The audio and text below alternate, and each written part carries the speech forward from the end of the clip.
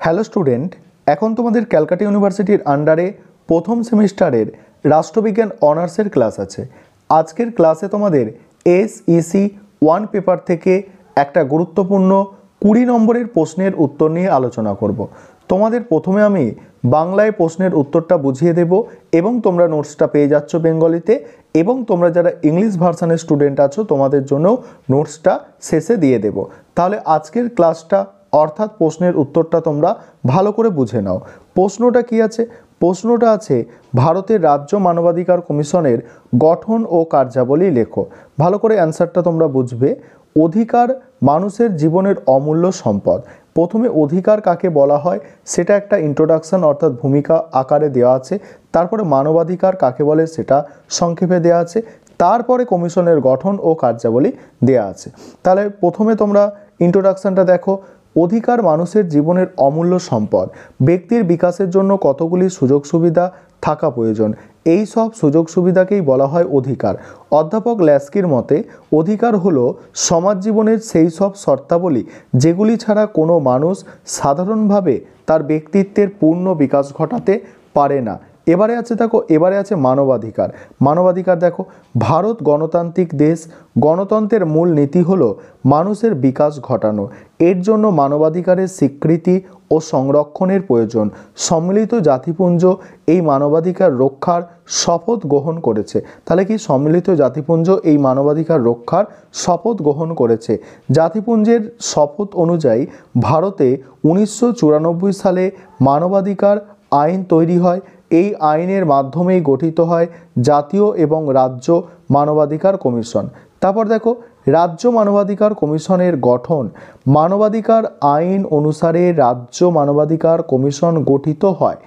Chairman ও 4 জন সদস্য নিয়ে এই মানবাধিকার কমিশন গঠিত হয়। হাইকোর্টের প্রাক্তন বিচারপতি চেয়ারম্যান পদে অধিষ্ঠ হন। তাহলে একজন চেয়ারম্যান এবং 4 জন সদস্য থাকেন, তবে হাইকোর্টের যিনি বিচারপতি, প্রাক্তন বিচারপতি, তিনিই হচ্ছেন চেয়ারম্যান পদে অধিষ্ঠ হন, অর্থাৎ তিনিই চেয়ারম্যান হন। এর সদস্য হিসাবে থাকেন হাইকোর্টের বর্তমান বা প্রাক্তন বিচারপতি, হাইকোর্টের বর্তমান বা প্রাক্তন বিচারপতি, একজন বর্তমান বা প্রাক্তন জেলা জজ, আর মানবাধিকার সম্পর্কে অভিজ্ঞ ও বিশেষজ্ঞ 2 জন ব্যক্তি। তাহলে এই যে সদস্য, এদের মধ্যে থাকে কে? বর্তমান বা প্রাক্তন বিচারপতি হাইকোর্টের, একজন বর্তমান বা প্রাক্তন জেলা জজ, এবং মানবাধিকার সম্পর্কে অভিজ্ঞ এবং বিশেষজ্ঞ 2 জন ব্যক্তি। এই হচ্ছে মানবাধিকার কমিশনের গঠন। এবারে সদস্যদের নিয়োগ দেখো, পরের পয়েন্ট। রাজ্যপাল মানবাধিকার কমিশনের সদস্যদের নিয়োগ করেন। এক্ষেত্রে সুপারিশের জন্য একটি কমিটি তৈরি হয়। এই কমিটিতে চেয়ারম্যান হিসাবে থাকেন রাজ্যের মুখ্যমন্ত্রী। এছাড়া থাকেন বিধানসভার স্পিকার, স্বরাষ্ট্রমন্ত্রী এবং বিরোধী দলের নেতা। তারপরে বলা হচ্ছে দেখো সদস্যদের কার্যকাল। এই কমিশনের কার্যকালের মেয়াদ 5 বছর। 70 বছর পর্যন্ত সদস্যগণ নিজ পদে বহাল থাকেন।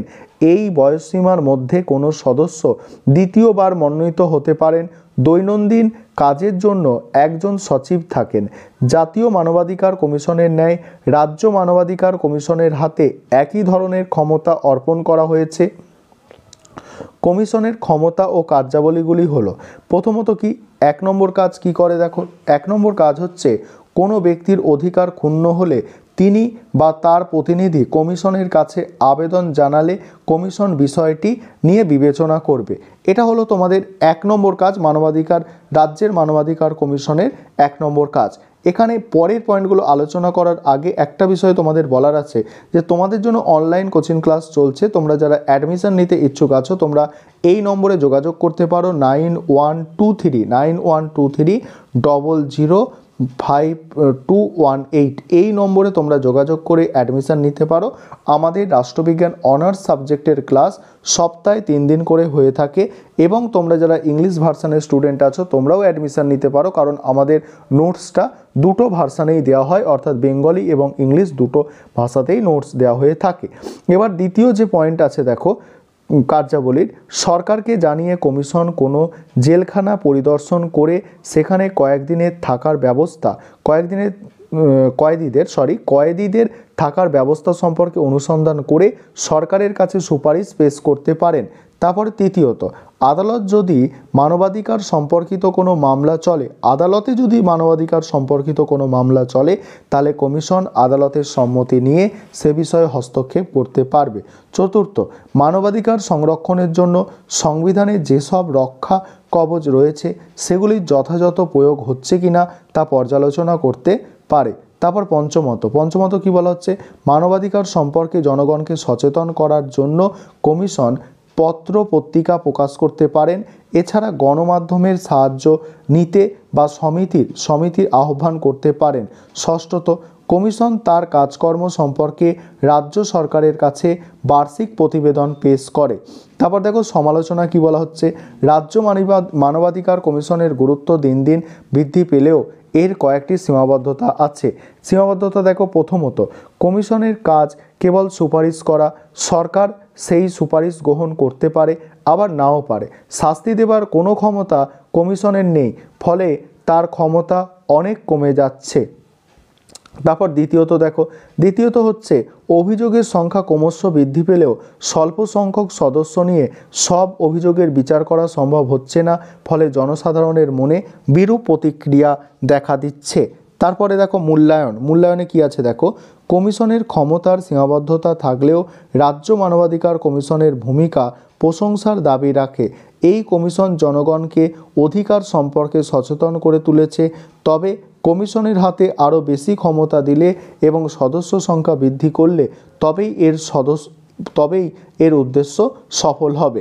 এবার তোমরা যারা ইংলিশ ভার্সনের স্টুডেন্ট আছো, তোমরা এবারে প্রশ্নের উত্তর অর্থাৎ নোটসটা দেখে নাও। এবার তোমরা যারা ইংলিশ ভার্সনের স্টুডেন্ট আছো, তোমরা প্রশ্নের উত্তর অর্থাৎ নোটসটা দেখে নাও এবং তোমরাও চাইলে অ্যাডমিশান নিতে পারো, কারণ দুটো ভাষাতেই নোটস তোমরা পেয়ে যাবে। সেক্ষেত্রে কোনো তেমন একটা সমস্যা হবে না। তোমরা যদি পড়তে পারো সেক্ষেত্রে কোনো সমস্যা নেই, তোমরা চাইলে অ্যাডমিশান নিতে পারো।